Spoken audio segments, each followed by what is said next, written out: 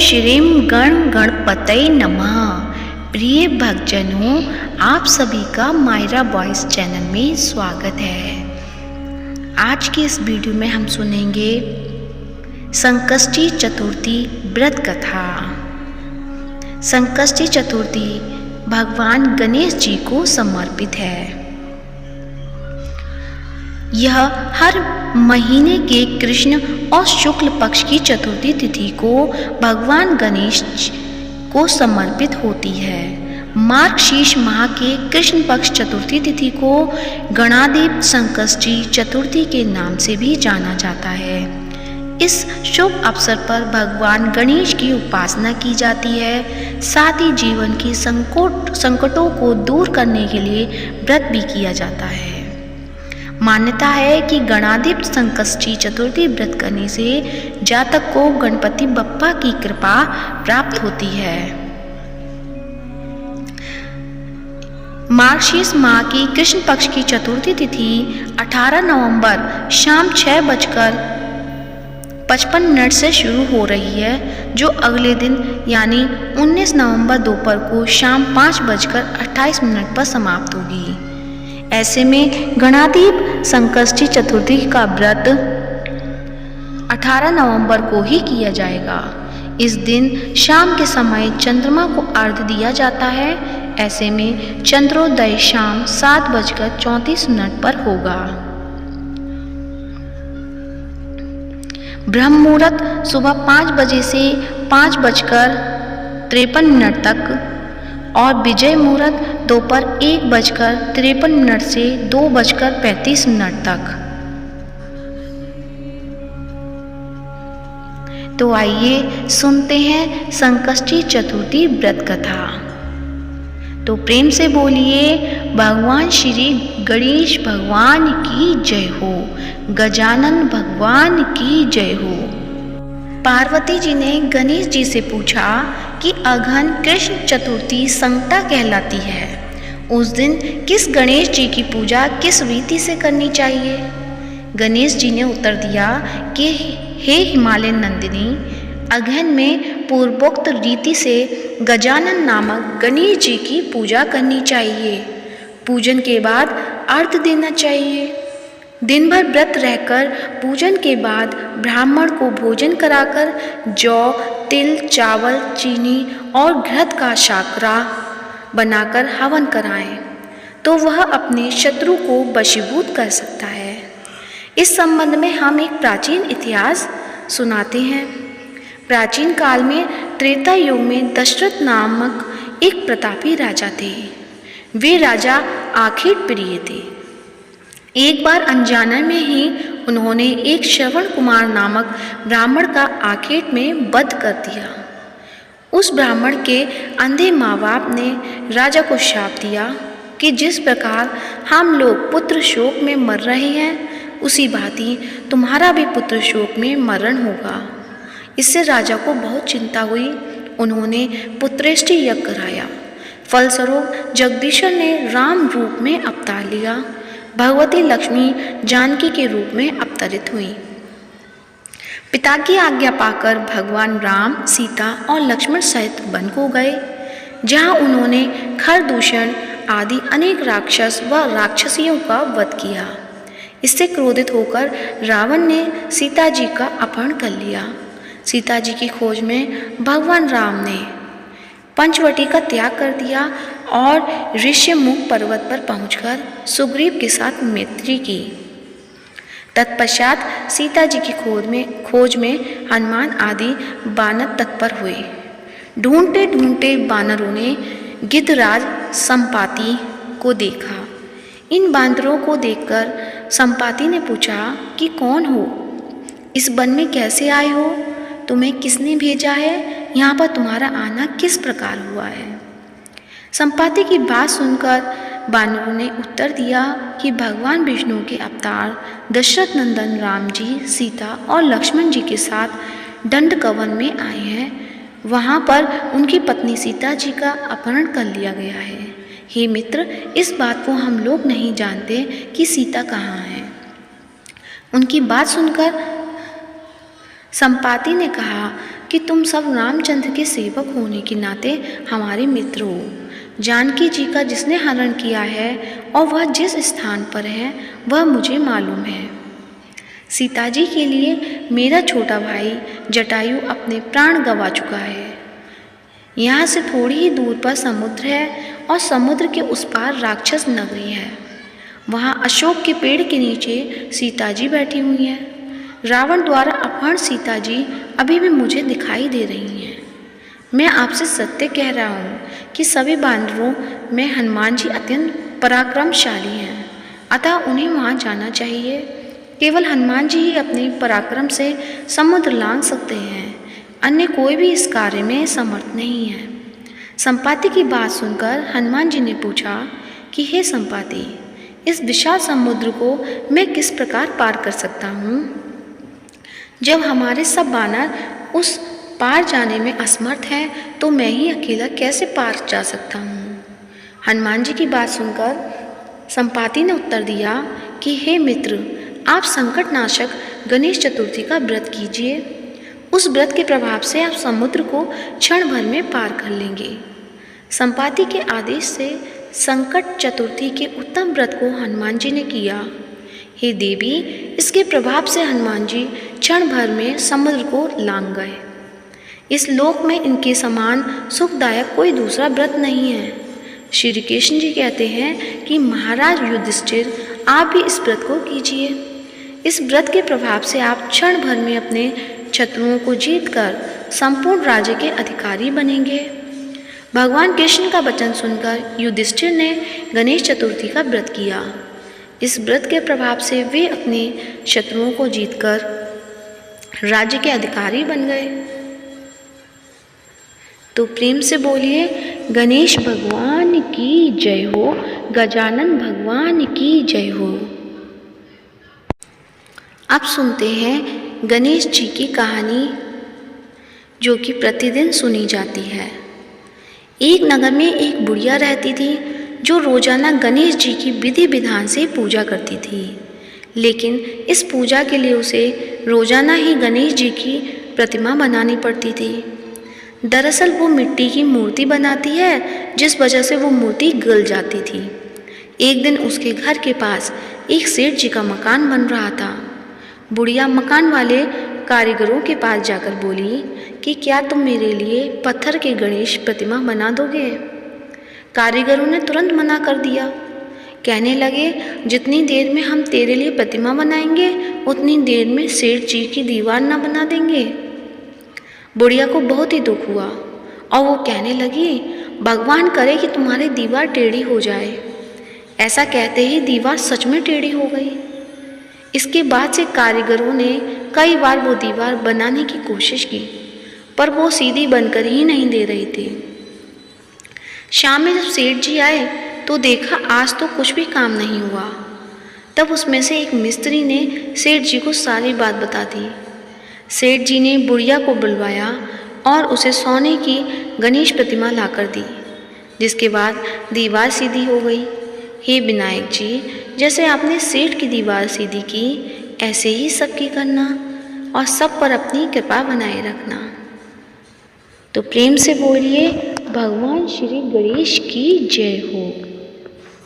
अब सुनते हैं चौथ माता की कहानी। जी हाँ, संकष्टी चतुर्थी के दिन चौथ माता की कहानी अवश्य सुननी चाहिए। तो आइए सुनते हैं चौथ माता की कहानी। एक सेठ सटानी थे, उनके एक बेटा और बहू थे। बहू सबको भोजन करा के फिर स्वयं भोजन करती। एक पड़ोसन ऐसी भी थी जो रोज पूछती कि बहू आज क्या बनाया खाया है। बहू कहती ठंडो बासी। एक दिन उसके पति ने ऐसा सुनकर विचार किया कि आज तो पकवान बनाए जाएं, फिर देखें कि मेरी पत्नी क्या कहती है।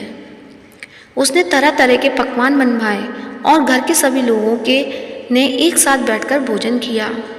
आज भी पड़ोसन ने पूछा तो बहू ने कहा ठंडो बासी। सेठ के लड़के ने सोचा, हो ना हो कोई बात अवश्य है जिससे कि मेरी पत्नी ऐसा कहती है। उसने पत्नी से पूछा कि तुम रोज ठंडो बासी खाया ऐसा क्यों कहती हो? जबकि अपन सबने एक साथ बैठकर कई तरह के पकवान खाए। उसकी पत्नी बोली, अपन जो खा रहे हैं वो बाप बूढ़ों की कमाई है। जिस दिन आप कमा कर लाओगे उस दिन मैं समझूंगी कि ताज़ा भोजन कर रहे हैं।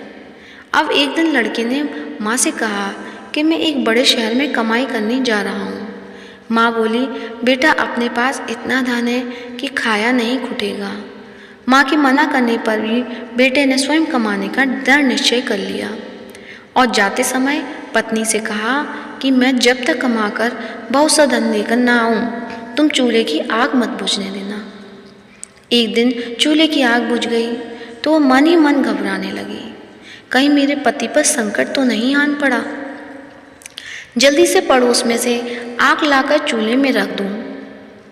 ऐसा विचार करके पड़ोस में गई। वहाँ पड़ोसन चौथ माता का व्रत पूजन कर रही थी। पड़ोसन ने कहा, थोड़ी देर में आकर ले जाना।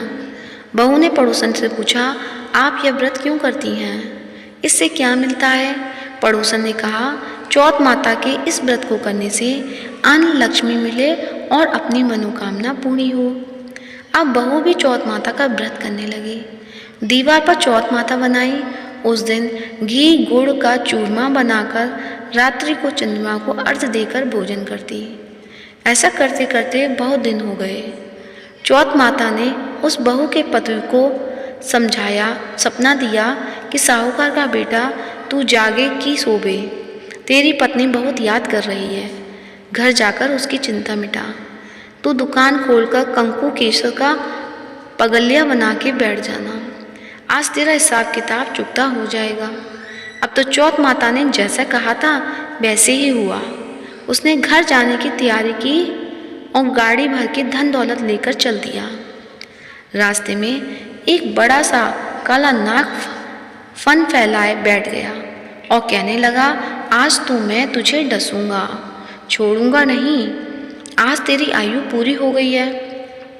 सेठ ने लड़के से कहा, आज चौथ माता ने मुझे सपना दिया तो मैं पत्नी से मिलने घर जा रहा हूँ। वहाँ मेरी पत्नी बहुत चिंता कर रही है। मैं उससे मिलकर जरूर आऊँगा, तब मुझे डस लेना। नाग ने कहा कि तुम शपथ पूर्वक कहकर जाओ तो मैं तुम्हें जाने दूंगा, परंतु लौटकर नहीं आए तो तुम्हारे घर आकर मैं तुम्हें डस लूँगा। इस प्रकार सर्प को वचन देकर वह अपने घर पहुँचा। वहाँ सभी से हंसी खुशी से मिला और भोजन करके उदास होकर बैठ गया। उसकी पत्नी ने उदास होने का कारण पूछा तो पति ने काले नाग वाली बात बताते हुए कहा, यदि मैं उसके पास नहीं जाऊंगा तो वो घर आकर ही मुझे डस लेगा। पत्नी बहुत चतुर थी। उसने कहा कि आप घबराओ नहीं, लेट जाओ, मैं एक उपाय करती हूँ। पत्नी ने कमरे की 7 पेड़ी धोई। पहली पेड़ी पर रेत, दूसरी पर इत्र, तीसरी पर गुलाल फूल, चौथी पर कंकु केसर, 5वीं पर लड्डू पेड़ा, 6ठी पर गादी गलीचा और 7वीं पेड़ी पर दूध का कटोरा भरकर रख दिए। इस प्रकार वह 7 ही पेड़ी सजाकर बैठ गई। आधी रात होते ही नाग आकर पेड़ी चढ़ने लगा। पहली पेड़ी पर रेत में लौट गया और कहने लगा कि सेठ की बहू ने आराम तो बहुत दिया, पर बचनों से बंध कर आया हूँ सो डसूंगा अवश्य ही। इसी प्रकार 7 पेड़ियों पर नाग आराम करता हुआ और कहता हुआ कि डसूंगा जरूर। कमरे में जाने ही वाला था कि चौथ माता ने विचार किया कि मैं इसे नहीं बचाऊंगी तो संसार में धर्म कर्म और व्रत पूजन को कौन मानेगा। अब तो गणेश जी, चंद्रमा जी और चौथ माता ने उसे बचाने का विचार किया। चंद्रमा जी ने उजाला किया, चौथ माता ढाल बनी और गणेश जी ने तलवार लेकर नाग को मार दिया और ढाल से ढक दिया। अब बहू भी थकी हारी सो गई। दिन उगा तो लोग बेटे से मिलने आए। बेटा बहू तो उठे ही नहीं थे। बहुत देर हो गई तो माँ उन्हें उठाने गई। माँ ने 7 पेड़ियों पर जो कुछ देखा तो बहुत घबराई और बेटा बहू को आवाज़ लगाई। बेटा बहू उठे तो देखा कि एक ढाल तलवार वहाँ पड़ी है। अब ढाल उठाई तो वही काला नाग मरा हुआ पड़ा है। बेटा बहू ने सोचा कि आज तो धर्म कर्म ही आड़े आए, जो भगवान गणेश जी और चौथ माता ने अपनी रक्षा की। हे चौथ माता, आपने जैसे सेठ के बेटे बहू की रक्षा की वैसे सबके करना। तो प्रेम से बोलिए चौथ माता की जय हो। अब सुनते हैं श्री गणेश चालीसा। तो प्रेम से बोलिए गणेश भगवान की जय हो। जय गणपति सद्गुण सदन, कविवर बदन कृपाल, विघ्न हरण मंगल करण, जय जय गिरिजा लाल। जय जय जय गणपति राजू, मंगल भरण करण शुभ काजू। जय गज वंदन सदन सुखदाता, विश्व विनायक बुद्धि विधाता। वक्रतुंड सुचिर सुंड सुहावन, तिलक त्रिपुंड भाल मन भावन। राजित मणि मुक्तन उर्माला, स्वर्ण मुकुट सिर नयन विशाला। पुस्तक पाणि कुठाल त्रिशूलम, मोदक भोग सुगंधित फूलम। सुंदर पीतांबर तन साजित, चरण पादुका मुनि मन राजित। धन शिव सुवन षडानन भ्राता, गौरी ललन विश्व विधाता। रिद्धि सिद्धि तब चंबर डुलाबे, मूषक वाहन सोहत द्वारे। कहो जन्म शुभ कथा तुम्हारी, अति सुचि पावन मंगलकारी। एक समय गिरिराजा कुमारी, पुत्र हेतु तप कीना भारी। भयो यज्ञ जब पूर्ण अनुपा, तब पहुँचायो तुम धरी ध्वज रूपा। अतिथि जानी के गौरी सुखानी, बहुविधि सेवा करी तुम्हारी। अति प्रसन्न है तुम पर दीना, मातु पुत्र हित जो तप कीना। मिलहि पुत्र तो ही बुद्धि विशाला, बिना गर्भ धारण यही काला।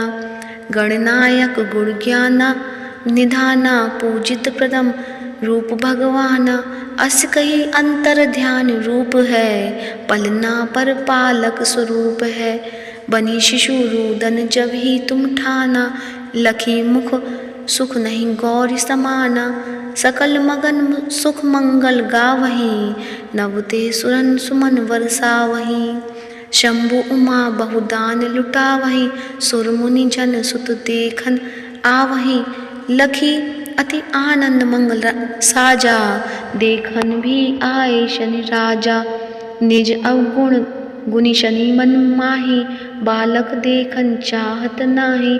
गिरजा कछु मन भेद बढ़ायो, उत्सव मोर न शनि तुम भायो। कहन लगे शनि मन सकुचाई, का करियो शिशु मोहि दिखाई। नहीं विश्वास उमा कर भइयो, शनि सो बालक देखन करियो। पढ़त ही शनि दर्ग कोण प्रकाशा, बालक सिर उड़ी गयो आकाशा। गिरजा गिरी विकल है धरणी, सो दुख दशा गयो नहीं वर्णी। हाहाकार मच्यो कैलासा, शनि कीन्हो लखि सुत को नाशा। तुरत गरुड़ चढ़ी विष्णु धिसाए, काटी चक्र सो गज सिर लाए। बालक के धड़ ऊपर धार्यो, प्राण मंत्र पढ़ शंकर डार्यो। नाम गणेश शंभु तव कीनो, प्रथम पूज्य बुद्धि निधिवर दीने। बुद्धि परीक्षा जब शिव कीना, पृथ्वी की पद दक्षिणा लीना। चलो षडानन भर में बुलाए, रची बैठ तुम बुद्धि उपाय। चरण मातु पितु के धर लीन्हे, तिनके साथ प्रदक्षिण कीने। धनी गणेश कई शिव ही हर से, नवते सुरन सुमिरन बहु बरसे। तुम्हारी महिमा बुद्धि बढ़ाई, शेष सहज मुख सके न गाई। मैं मतिहीन मलिन दुखारी, कहूँ कौन विधि विनय तुम्हारी। भजत राम सुंदर प्रभुदासा, लख प्रयाग ककरा दुर्वासा। अब प्रभु दया दीन कर दीजे, अपनी भक्ति भक्ति कर दीजे।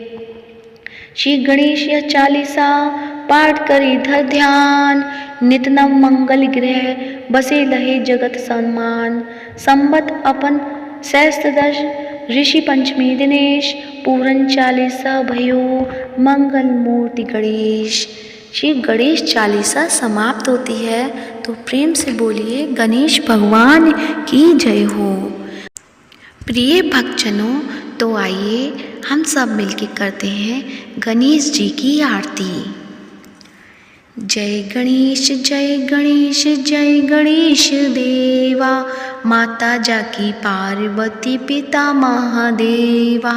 एक दंत दयावंत चार भुजाधारी, माथे सिंदूर सोहे मूसे की सवारी। जय गणेश जय गणेश जय गणेश देवा, माता जाकी पार्वती पिता महादेवा। पान चढ़े फल चढ़े और चढ़े मेवा, लड्डुअन का भोग लगे संत करे सेवा। जय गणेश जय गणेश देवा, माता जाकी पार्वती पिता महादेवा। अंधन को आँख देत कोढ़िन को काया, बांझन को पुत्र देत निर्धन को माया। जय गणेश जय गणेश देवा, माता जाकी पार्वती पिता महादेवा। शूर श्याम शरण आए सफल की जो सेवा, माता जाकी पार्वती पिता महादेवा। जय गणेश देवा, माता जाकी पार्वती पिता महादेवा। दीनन की लाज रखो शंभु सुतकारी, कामना को पूरा करो जाऊं बलिहारी। जय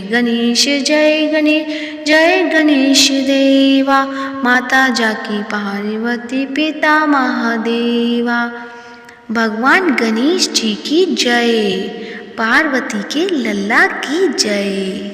तो प्रिय भक्तजनों, आज की वीडियो कैसी लगी कमेंट बॉक्स में अवश्य बताएं, और कमेंट बॉक्स में संकष्टी चतुर्थी की जय हो, भगवान गणेश भगवान की जय हो, चौथ माता की जय हो अवश्य लिखें। और आज की वीडियो कैसी लगी ये ज़रूर बताएं, और इस वीडियो को ज़्यादा से ज़्यादा लाइक करें, ज़्यादा से ज़्यादा शेयर करें, और साथ ही मायरा वॉइस चैनल को सब्सक्राइब करें।